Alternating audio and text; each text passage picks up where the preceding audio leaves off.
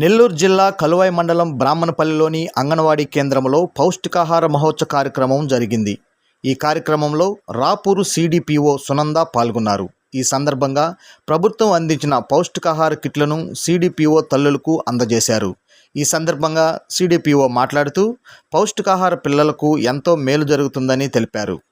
బాలామృతం బిడ్డ పెరుగుదలకు ఉపయోగపడుతుందని తెలిపారు.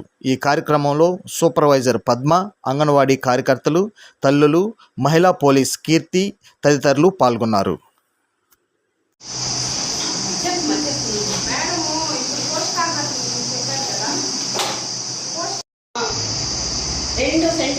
హైట్ వచ్చింది, ఒక 300 గ్రాములు వెయిట్ వచ్చింది పాప.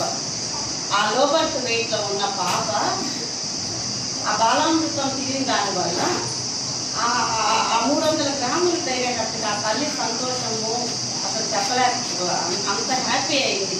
ఇంకా అప్పటి నుంచి అంగన్వాడీలో పోయి పేరు రాసుకొని ఆ బాలామృతం నాకు ఎక్కడైనా దొరుకుతుంది, నాకు ఎక్కడ తీసుకుపోయినా పర్వాలేదు అంటే ఆ తల్లి బాధ అన్నమాట.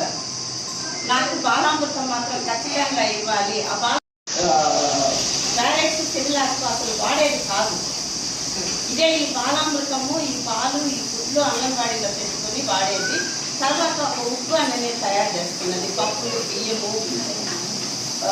బియ్యము, జీడిపప్పు, బాదం పప్పు ఇవన్నీ వేసి ఒక ఉప్పు తయారు చేసుకున్నది. ఆ ఉప్పు పెట్టేది.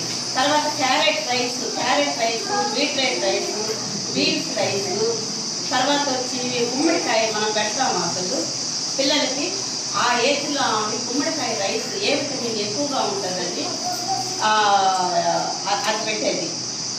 తర్వాత వచ్చి క్యాప్సికము అంటే